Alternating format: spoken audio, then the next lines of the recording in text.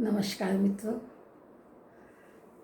आज आप लोगों के सम्मुख द्रुपद सुता के अपने खंड काव्य द्रुपद सुता के कुछ छंदों सहित आपके सामने प्रस्तुत हूँ। द्रौपदी के चीरहरण का प्रसंग है, कृपया ध्यान से सुनें।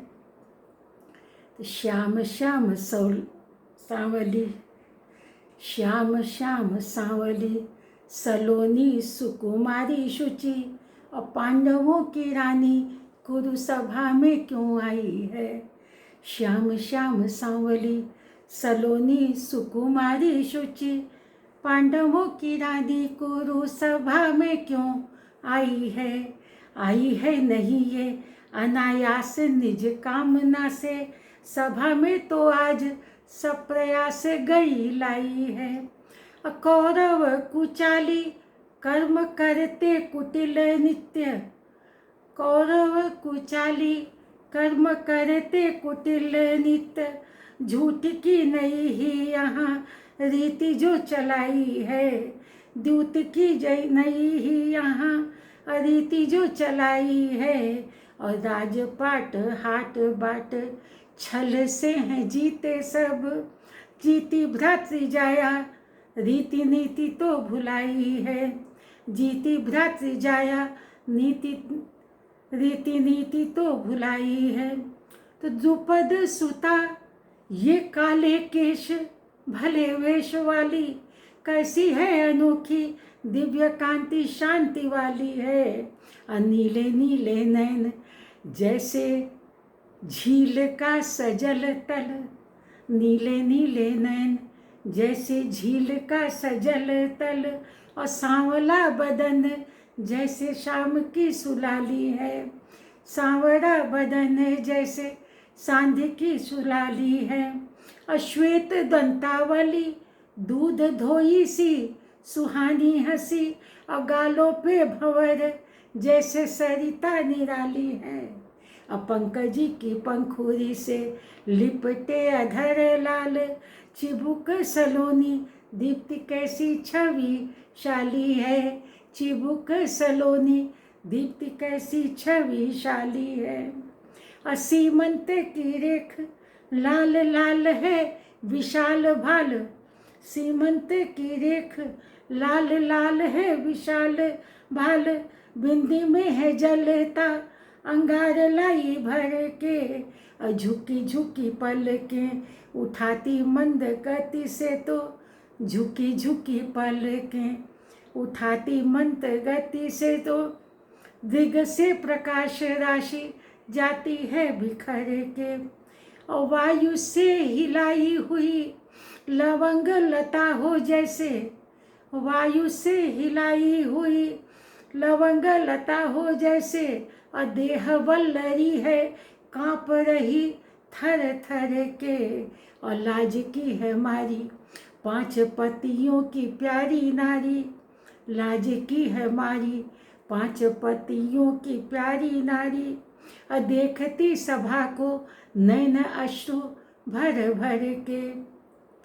मती हुई काली बलशाली है कुचाली बड़ा, और सिंधु में सुयोधन डुबोता कुरुवंश को, और दिग से विहीन धृतराष्ट्र राजा बुद्धिहीन, दिग से विहीन धृतराष्ट्र राजा बुद्धिहीन, हृदय से हीन हो बढ़ाता निज अंश को। सृजती जो नर को उसे ही दुत्कार रहा, सृजती जो नर को उसे ही दुत्कार रहा, और सृजन मिटा के है बढ़ा रहा विध्वंस को। और प्राण नहीं लेता लाज आन मान छीन रहा, कौरव कुटिल है लजाता आज कंस को, कौरव कुटिल है लजाता आज कंस को। और पाँव लटपट पिता के कुशासन में, सुत है सुशासन सा, पिता के कुशासन में सुत है सुशासन सा, और केश खींच लाया बड़े भाइयों की रानी को, केश खींच लाया बड़े भाइयों की रानी को, पाँव लटपट होते आंचल घिसट रहा, पाँव लटपट होते आंचल घिसट रहा, रोकता नहीं क्यों कोई ऐसे अभिमानी को, तार तार होता पट जार जार रोते नैन, तार तार होता पट जार जार रोते नैन, कोई तो बचा ले इस दीनहीन प्राणी को, अब मुख है मलिन हाय कैसी है निपट दीन, तड़प रही ज्यों चुल्लू भर पानी को, तड़प रही ज्यों चुल्लू भर पानी को, रानी इंद्रप्रस्थ की के तन को भी हार बैठे, ऐसे ये जुआरी सारे जग से निराले हैं, और पति ये सुपति नहीं बने अभिशाप आज, और भामिनी को दांव पे लगाते मत वाले हैं, लगते ही हाथ जूड़ा खुल के बिखर गया, चूमते धरा के पांव केश काले काले हैं, और नाग के सुतों से श्याम तन से लिपट रहे, नाग के सुतों से श्याम तन से लिपट रहे, आज हत भागिनी के केश रखवाले हैं, आज हत भागिनी के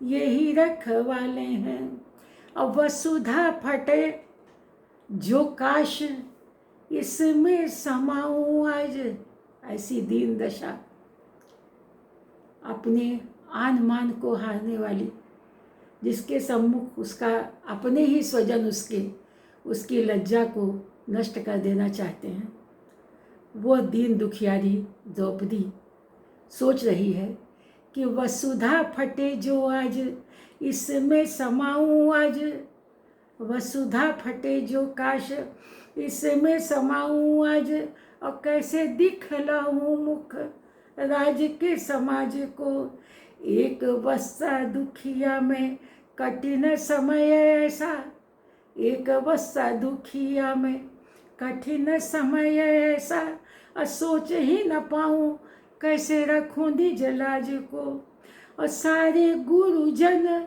मौन बैठे हैं स्वजन सारे, वीरता बचाई निज जाने किस काज को, और नारी में बिचारी आज ऐसी दुखियारी हूँ तो, आग लग जाए ऐसे भूपति के राज को, आग लग जाए ऐसे भूपति के राज को, आए सभी राजा, अपने स्वयंवर की बात याद करती है और कहती है कि आए सभी राजा महाराजा युवराज कई, सजे शुभ साज आए मुझे थे रिझाने को, त्रिभुवन जयसी लजीली थी लुभावनी में, जीत के स्वयंवर थे आए मुझे पाने को, तो हार थके नृप सब शकुनी सुयोधन भी, कर्ण ने भी माना, कर्ण ने भी माना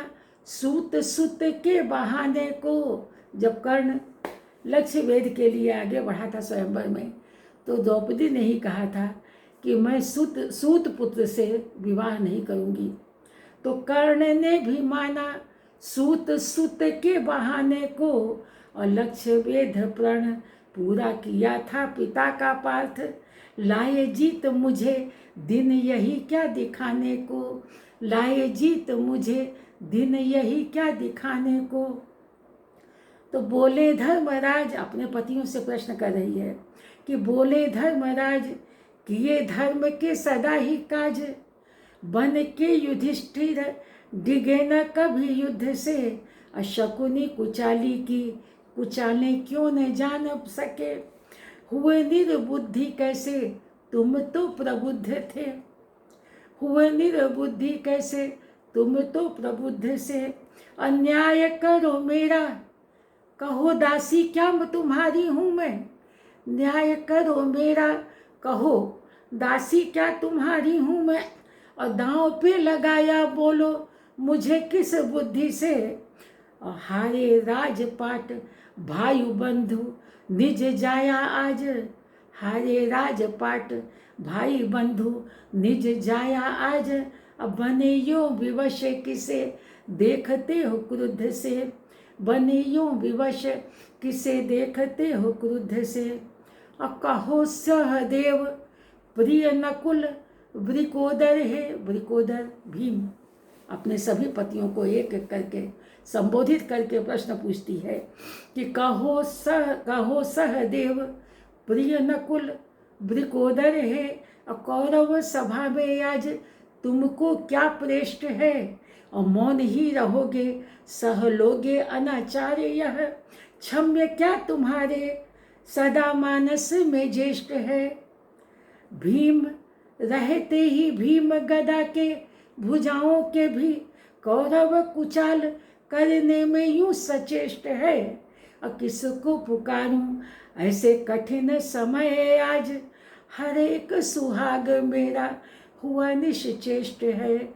हर एक सुहाग मेरा हुआ निश्चेष्ट है। जब कष्ट पड़ता है तो स्त्री अपने पति की ओर इस आशा से देखती है कि वह उसकी लज्जा की रक्षा करेगा, परंतु यहाँ पांचों पति शांत बैठे हैं, मौन होकर बैठे हैं। उनका निर्वीर्य क्रोध किसी काम का नहीं है। मान मर्यादा हार बैठे हैं सुयोधन से। मान मर्यादा हार बैठे हैं सुयोधन से। अब 5 कोणों वाली सभा हुई षटकोण है। दंड दिया करते थे जग के अधर्मियों को। चुप होके बैठे कुंत गदा धनु तोण हैं।